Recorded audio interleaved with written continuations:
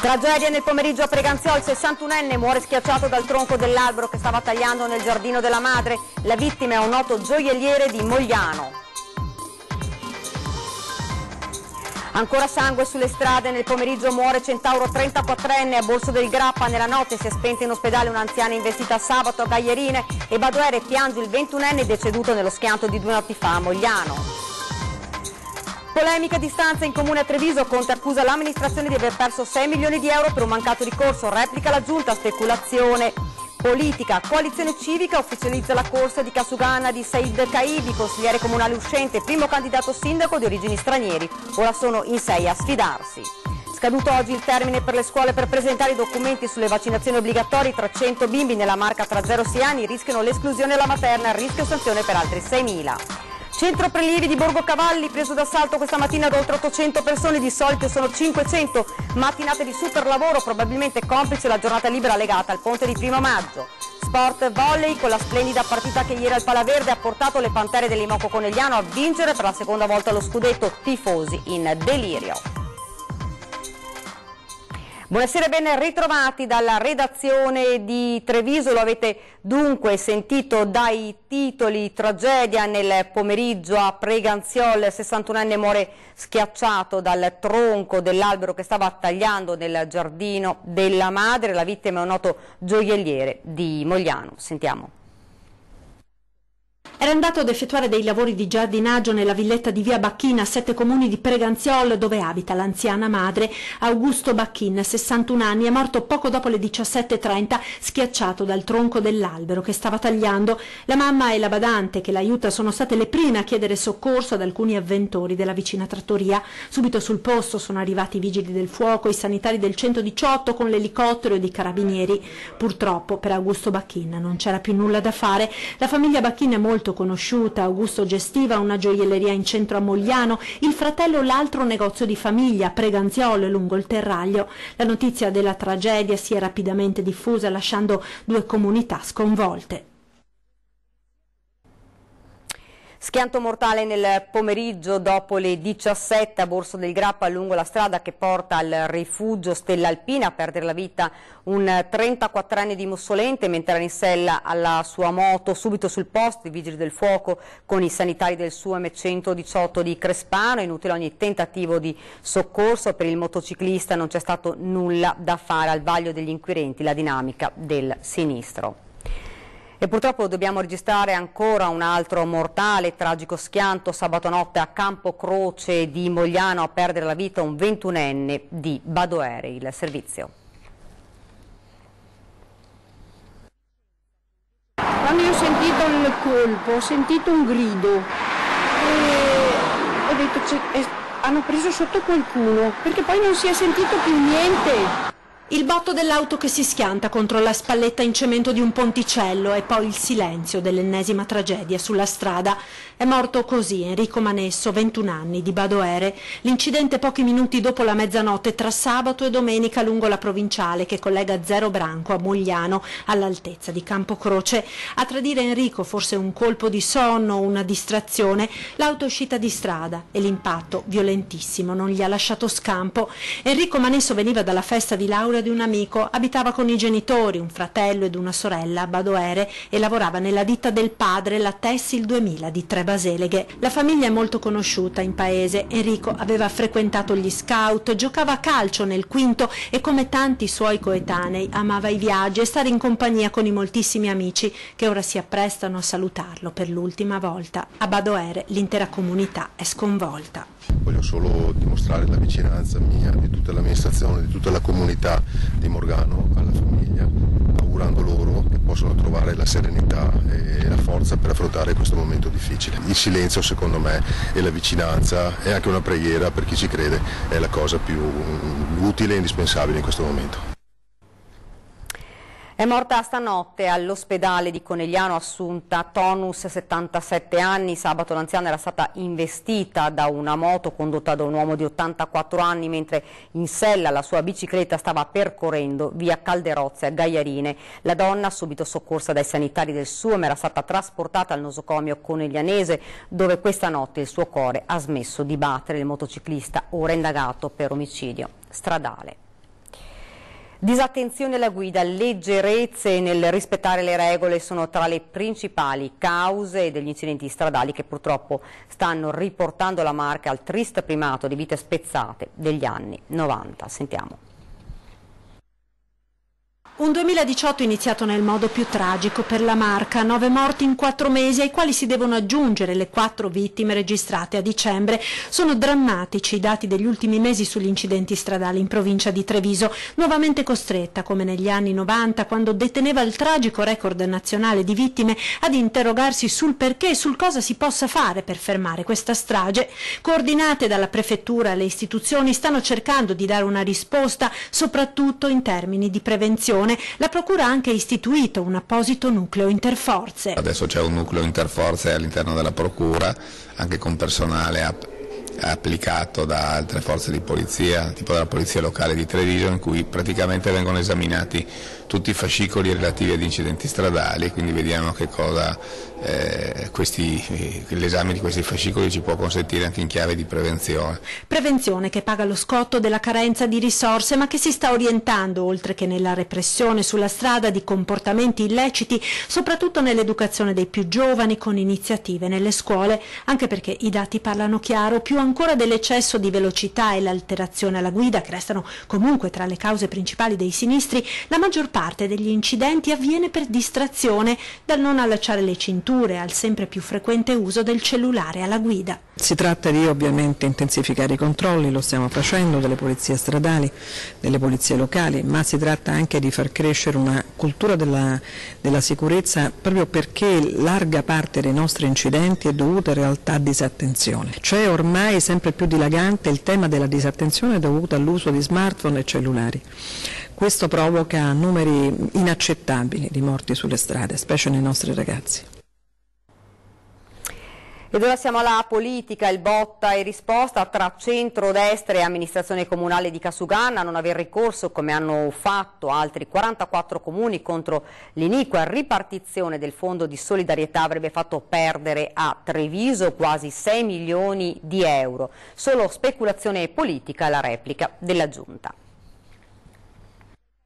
Fondo di solidarietà comunale 2015, il centrodestra va all'attacco di Casugana. Non aver ricorso, come hanno fatto altri 44 comuni trevigiani, contro l'iniqua ripartizione stabilita dallo Stato, costerà molto salato al comune di Treviso. Si parla di milioni di euro che vengono sottratte alle casse del comune e quindi ai cittadini e alle opere che vengono fatte su Treviso. Quasi 6 milioni di euro calcolano il candidato sindaco del Carroccio Mario Conte e i rappresentanti della coalizione che lo sostengono.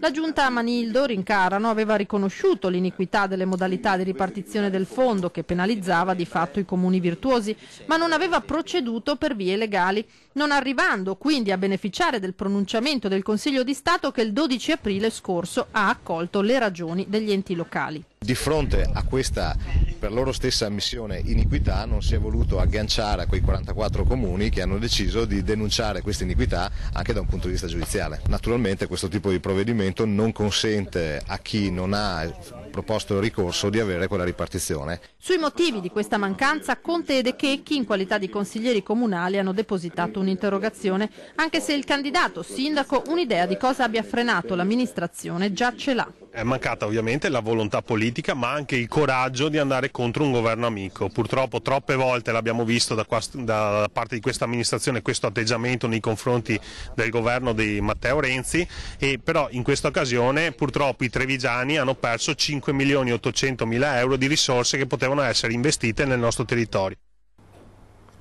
Pronta la replica dell'assessore al bilancio Alessandra Gazzola, secondo cui si tratta di pura strumentalizzazione politica. Quei soldi, dice, i comuni che hanno ricorso non li riceveranno mai.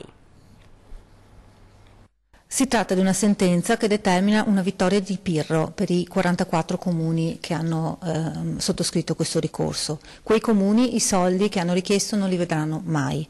Il Comune di Treviso a suo tempo aveva fatto una battaglia a livello legislativo per ottenere la modifica della norma, non aveva aderito alla sottoscrizione del ricorso, ben consapevole che si sarebbe trattato solo di soldi dei cittadini spesi per spese legali che non avrebbero portato a casa il risultato. Per ottenere il risultato era necessario ottenere a livello statale una modifica della legge costituzionale. Per questo motivo il sindaco Manillo si era rivolto nel 2014, quindi un anno prima rispetto al ricorso di questi comuni, si era rivolto insieme ad altri suoi colleghi al Presidente della Regione Zaia perché si facesse portavoce con il governo in questa richiesta di modificare la norma. Infatti nel 2015, benché parzialmente, la norma è stata modificata e è stato previsto un criterio diverso della ripartizione del Fondo di solidarietà per agevolare proprio i comuni più virtuosi come per esempio Treviso. Campagna elettorale che si infiamma dunque mentre Coalizione Civica ufficializza la corsa a Kasugana di Said Kaibi, consigliere comunale uscente, primo candidato sindaco di origini stranieri. Ora sono in 6 a sfidarsi.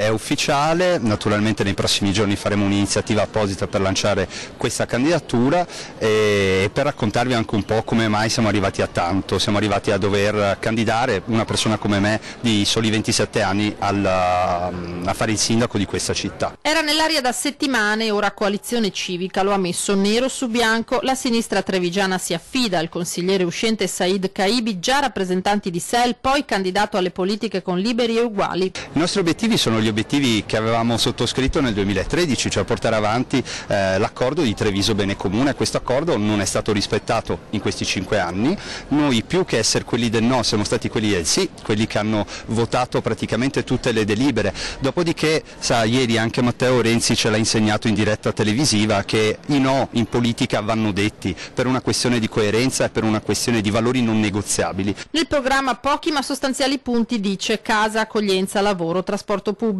con Coalizione Civica che rischia di contendersi l'elettorato con la Civica Impegno Civile Futura di Luciano Franchini e Caterina Cabino, anche perché tra gli avversari da battere c'è lo stesso candidato sindaco sostenuto nel 2013. Giovanni Manildo è un avversario politico nel momento in cui ha deciso di non discutere più con noi. Ci pare di capire che qualcuno voglia rincorrere la destra. Rappresentiamo ad esempio l'idea di un centro storico solo per i pochi, rappresentiamo l'idea in cui le periferie non vengono neanche prese in considerazione, vogliamo rappresentare quelli che pensano che il DASPO urbano sia una soluzione ai problemi di integrazione?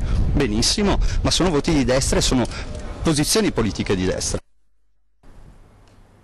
Ed ora torniamo a parlare delle vaccinazioni, scaduto infatti oggi il termine per gli istituti scolastici per trasmettere alle ULSS i documenti dei bambini non ancora in regola con la normativa sulle vaccinazioni obbligatorie. Il punto nel prossimo servizio.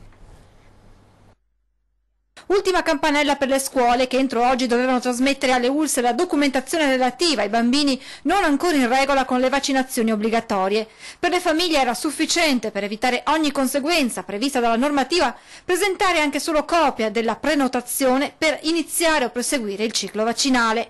Sono ore di intenso lavoro per i medici delle ULSS. Stiamo ricevendo gli documenti che le scuole hanno richiesto ai genitori che risultavano non essere in regola. Solo dopo il lungo ponte del 1° maggio sarà possibile fare una stima esatta dei bambini che non hanno iniziato o completato l'iter delle vaccinazioni. Intanto su una popolazione di 135.000 bambini trevigiani nati tra il 2000 e il 2016 a essere non in regola con le vaccinazioni sono circa 6.800 ragazzi e bambini. Di questi però diciamo che un 70-80% comunque ha situazioni che in qualche modo stanno cominciando a essere messe in regola. Per quanto riguarda i bimbi nella fascia d'età tra 0 e 6 anni, pensiamo che a essere completamente non in regola e quindi a essere passibili della sanzione più grave, cioè quella di non poter più frequentare l'asilo o la scuola dell'infanzia, saranno in tutta l'URSS circa 200-300 bambini. Per le famiglie non ancora in regola potrebbero ora scattare le sanzioni previste dalla normativa. Potrebbero non andare più a scuola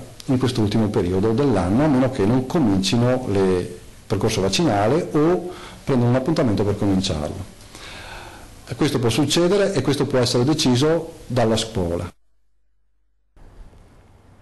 Un vero e proprio assalto questa mattina al centro prelievi del poliambulatorio Borgo Cavalli, con ben 800 accessi a fronte di una media giornaliera di 500, insomma 300 in più del solito. Una mattinata impegnativa, probabilmente complice la giornata libera legata al ponte del 1° maggio. L'utenza ha inevitabilmente risentito di attese più lunghe del solito, nonostante l'azienda avesse disposto l'apertura di tutti gli sportelli di accettazione possibili e la totale presenza degli addetti al prelievo. Ci scusiamo con l'utenza per il disagio, sottolinea la direzione aziendale, ma è stato fatto il massimo e non si poteva fare di più a fronte di un'affluenza così massiccia. La chiusura delle scuole ha favorito inoltre l'accompagnamento di numerosi bambini che richiedono una prassi più lunga e attenta per il prelievo. Ed ora ci fermiamo un attimo per una piccola pausa pubblicitaria, rimanete con noi.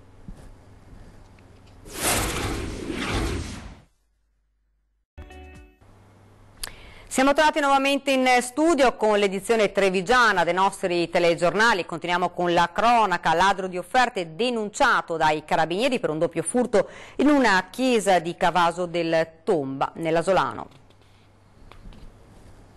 Ladro di offerte scoperto e denunciato dai carabinieri di Pederobba. Per 2 volte avrebbe forzato la cassetta delle elemosine nella chiesa della Madonna della Salute di Caniezza, frazione di Cavaso del Tomba, fuggendo poi con il suo bottino di monetine. I 2 furti, compiuti a distanza ravvicinata l'uno dall'altro, risalgono agli inizi di novembre e quindi a fine dicembre, utilizzando tra l'altro un attrezzo risultato particolarmente efficace. Fatto sta che lì per lì le 2 incursioni in chiesa erano rimaste senza colpevole. Il parroco, scoperto lo scasso, aveva in entrambi i casi avvisato i carabinieri, che ora sono arrivati a individuare il presunto ladro. Si tratta di un 35enne di Asolo, già noto alle forze dell'ordine per precedenti legati a furti e stupefacenti. In casa dell'uomo i militari dell'arma hanno trovato lo strumento appositamente modificato per forzare le cassette, da qui la denuncia a piede libero per furto. Manifestazione unitaria dei sindacati domani a Vittorio Veneto in occasione della festa dei lavoratori, al centro la sicurezza sui luoghi di lavoro. L'appuntamento è per domani alle 10 in piazza Minucci a Vittorio Veneto per la festa dei lavoratori organizzata da CGIL, CISL e UIL. Vivere in pace e lavorare in sicurezza oggi, 100 anni dopo la Grande Guerra, è il titolo della manifestazione che mette insieme il tema nazionale scelto per questa giornata, ovvero la sicurezza sui luoghi di lavoro, e il centenario dalla fine della Grande Guerra. Da qui la scelta di convocare lavoratori e pensionati là dove terminò il primo conflitto mondiale. Invitiamo tutti ad esserci, perché così si ricostruisce una nuova identità e si ha anche la possibilità di fare una redistribuzione del reddito diverso da quella che oggi c'è e dare più potere d'acquisto sia alle famiglie ma anche ai pensionati. Luoghi di lavoro che ancora troppo spesso diventano lo scenario di incidenti a volte mortali. Treviso, nella triste classifica dei lavoratori che hanno perso la vita nello svolgimento della loro attività nel 2017, si posiziona al primo posto a livello Veneto. Bisogna investire nei dispositivi di sicurezza, investire nei corsi di formazione, investire nei controlli necessari e bisogna far capire ai lavoratori che quei dispositivi di sicurezza sono fondamentali per salvare la vita. Lavoro che manca o, se c'è, in molti casi è precario, lavoro che risente ancora della crisi. L'appuntamento del 1° maggio sarà l'occasione per i sindacati per rivendicare una nuova dignità per i lavoratori. Noi faremo l'appello sulla modalità oggi che vogliamo che ci sia un contratto di lavoro, ma soprattutto anche sulla sicurezza e sulle regole che ci devono essere nei contratti di lavoro. Intanto il 1° maggio non sarà per tutti i lavoratori un giorno di festa, molti coloro che dovranno infatti comunque lavorare. Bisognerebbe mettersi d'accordo in questo paese che alcune festività sono davvero uguali per tutti e che si sta tutti a casa proprio per festeggiare. Penso che ad esempio il 1° maggio debba essere una di queste. Però il punto vero è che non si può chiedere ai lavoratori la totale disponibilità in base a esigenze produttive. E a proposito delle aperture, nella giornata del 1° maggio, domani a Treviso come nel resto del Veneto verranno donate delle rose ai lavoratori del commercio costretti ad alzare le serrande. Una rosa che verrà donata a tutte le lavoratrici e i lavoratori del commercio e della grande distribuzione che nel giorno del 1° maggio saranno costretti a restare dietro un bancone, una cassa o tra le corsie di un supermercato nel nome di una liberalizzazione delle aperture sempre più disumanizzante. Si chiama Il pane e le rose, come il celebre sciopero dei lavoratori del tessile del 1912 negli Stati Uniti, l'iniziativa portata avanti dalla Philcams CGIL e dai giovani di tante associazioni, da Binario 1 agli studenti medi. Distribuiremo delle rose nei luoghi di lavoro in cui purtroppo ancora i lavoratori sono costretti ad andare anche nel giorno della loro festa, quindi un piccolo omaggio per ridare il significato che questa festa dovrebbe avere, ovvero mettere il lavoratore al centro, dargli un giorno di riposo di fronte a quelle che sono ormai le fatiche quotidiane. Da tempo i lavoratori, ma ancor più le lavoratrici del commercio, sono impegnati in una battaglia contro le aperture festive estese ormai a 365 giorni l'anno, senza più tener conto delle esigenze di vita delle famiglie, almeno nelle feste, soprattutto in un settore come quello del commercio e della grande distribuzione che vede occupate moltissime donne. E così la rivendicazione assume un significato ancor più importante nel giorno della festa dei lavoratori, il 1° maggio. Purtroppo sembra che in Italia non possano più esistere delle commemorazioni civili. Il 1° maggio prima di tutto perché è la festa proprio dei lavoratori, quindi è un problema che si sta diffondendo a cui noi vogliamo proprio dare una risposta innovativa, una risposta che ponga al centro i valori di questa giornata. Ed ora siamo allo sport, volley, grande festa ieri sera al Pala Verde per la vittoria delle Pantere dell'Imoco Conegliano che vince il suo secondo scudetto.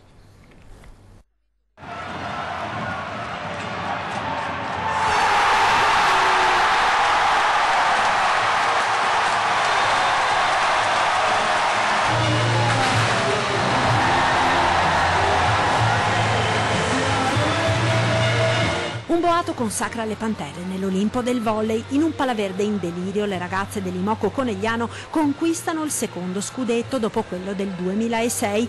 L'Imoco batte la Igor per 3-1 dopo una battaglia durata 3 set tiratissimi ed un quarto più soft. La finale scudetto chiude la serie sul 3-1 ed è festa grande, una festa per l'Imoco e per coach Daniele Santarelli che firma un'altra impresa cucendosi sul petto il tricolore. È lo scudetto di tutti, abbiamo sofferto e faticato tantissimo, è stata una stagione pazzesca, abbiamo passato tanti momenti belli ma poi dei momenti difficili, volevamo risollevarci, non volevamo più rivivere quel momento brutto di febbraio-marzo, è stato incredibile il cammino che ha fatto questa squadra, se mi guardo indietro e penso a tutto quello che abbiamo vissuto, questa squadra ha fatto qualcosa di pazzesco secondo me. Volano le Pantere dopo tante difficoltà ed infortuni che hanno segnato la stagione. Lo scudetto del Pala Verde fa sognare. È stato stupendo, abbiamo veramente lavorato di squadra perché anche in allenamento, nonostante quel periodo un po' brutto che abbiamo avuto a febbraio, siamo sempre state in palestra con la voglia di divertirci, col sorriso, quindi è stato il coronamento davvero di un campionato stupendo, sia dal punto di vista pallavolistico che umano. Grande successo personale di Samantha Fabris che mette a segno ben 31 punti e l'ultimo fantastico pallone. Pantere fortissime grazie anche al sostegno inossidabile del tifo giallo e di tutta la città. La città è stata davvero grande, non ci è mai fatto mancare nulla. Anche in momenti difficili sono stati sempre a fianco a noi e questo ha portato il risultato. Sono molto contenta di aver portato scudetto con la squadra qua a casa perché questo palazzetto con questo pubblico unico davvero è migliore. Ci hanno spinto sicuramente oggi.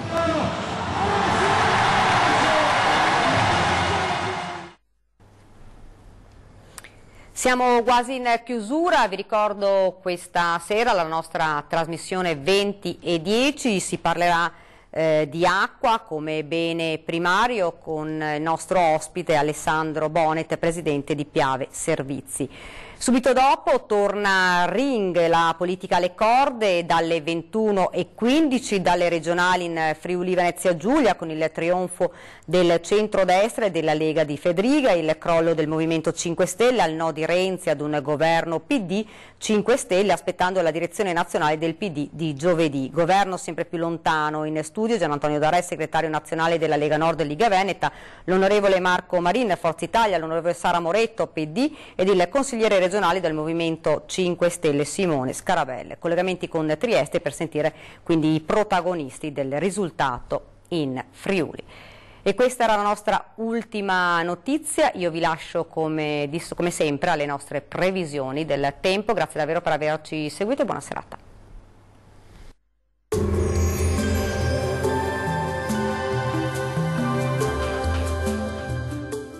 Tonus è il miglior negozio di calzature moda comoda. Qui troverete il più vasto assortimento di calzature Fratelli Tomasi. Eleganza e comodità, perché camminare è vivere. Ben ritrovati al Meteo, festa dei lavoratori in compagnia del bel tempo sulle nostre regioni. Vediamo il dettaglio del 1° maggio. Sul Veneto sarà asciutto e stabile ovunque, ampio soleggiamento, con il cielo che si presenterà poco o parzialmente nuvoloso. Aumento della nuvolosità dal pomeriggio con piogge via via più diffuse in serata e nottata.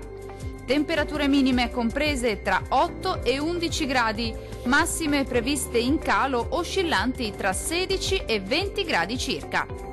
Situazione del tutto immutata sul Friuli Venezia Giulia, tanto sole specie al mattino con il cielo che sarà al massimo poco nuvoloso, più nubi col passare delle ore con qualche rovescio temporale via via più diffuso.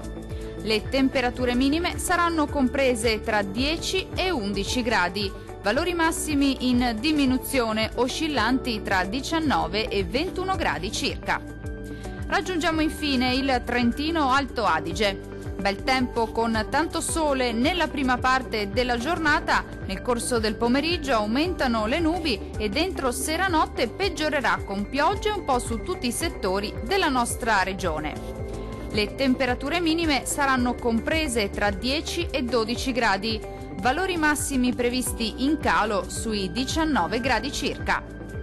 Dal meteo di Antenna 3 per ora è tutto, arrivederci al prossimo aggiornamento.